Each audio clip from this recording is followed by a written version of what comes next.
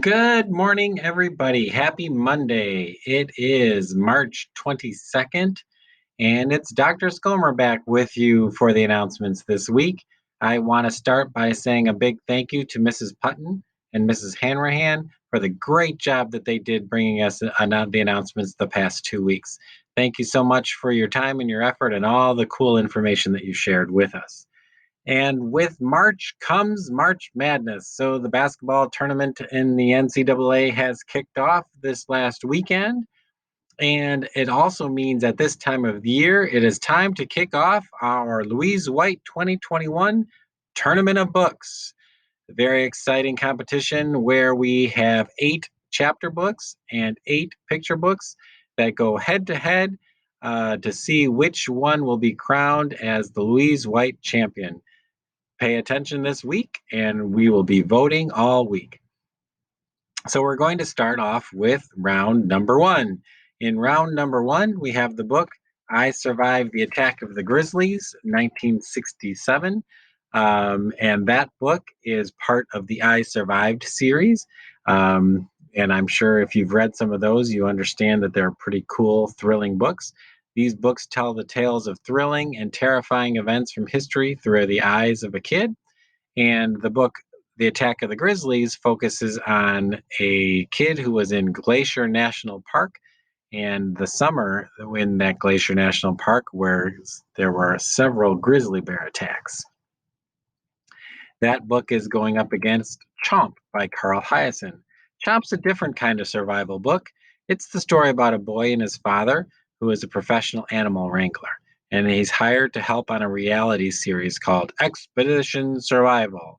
But what we see behind the scenes of this series is not at all what is expected.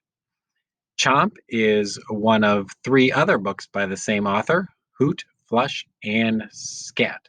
And Hoot, one of those books, was actually made into a movie. So if you like the book Chomp, you can check out the other ones.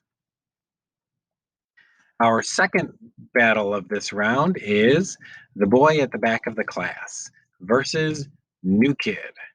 The boy at the back of the class. When a boy joins a class, a group of children try to befriend him, but they soon learn that he's a refugee and has been separated from his family. None of the grown ups seem to be able to help, so the kids come up with a plan to help, and adventure begins. In the book The New Kid, this is a graphic novel, and it tells the story of 12-year-old Jordan, a black boy who experiences culture shock when he enrolls in a private school. Follow Jordan as he tries to make new friends and figure out his place in this new environment. Battle number 3 puts Diary of a Wimpy Kid, The Meltdown, against The Strange Case of Origami Yoda. The Diary of a Wimpy Kid is book number 13 in the Wimpy Kid series. When snow falls and shuts down Greg's middle school, his neighborhood becomes a wintry battlefield full of snow forts and epic snowball fights. Can Greg and his friend Rowley navigate the battlefield and survive to see another day? In Your Origami Yoda, a 6th grader, Dwight, is kind of a little strange. He does some pretty weird things, like wearing a t shirt every day for a month.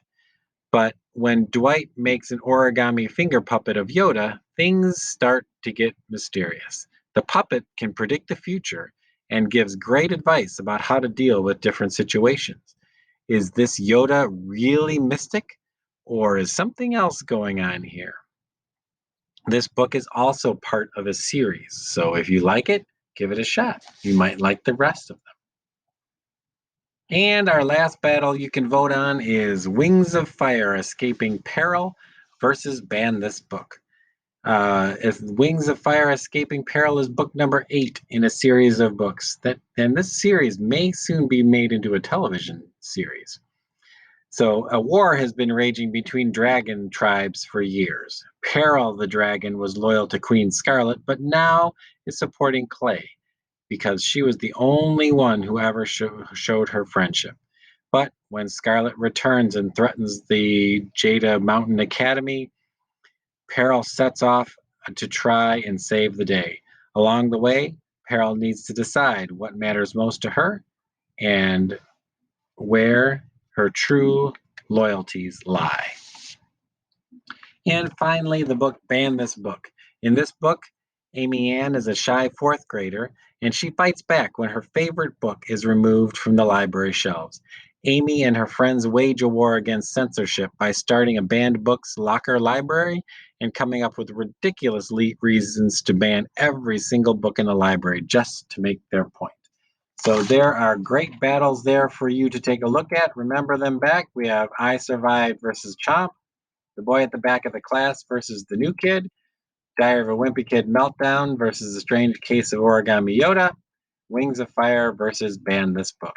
And if you want to vote, go to bit.ly/books round one. There are no spaces in there. Books round and then the number one. You can vote, and please let me know what you think. We will share the results on Wednesday when we move to round two. We are going to vote on the picture books tomorrow. It is Eli's birthday in third grade. Hope you have a great birthday today, Eli. And finally, let's do the pledge. Please rise. I pledge allegiance to the flag of the United States of America and to the republic for which it stands, one nation, under God, indivisible, with liberty and justice for all. And I liked that we had lots of quotes the last couple of weeks, so let's keep that up with some quotes from some famous children's books. We must all face the choice between what is right and what is easy. That's a good quote from Albus Dumbledore in Harry Potter and the Goblet of Fire. Always an important thing to remember, to choose between what is right and what is easy. Usually best to choose what is right.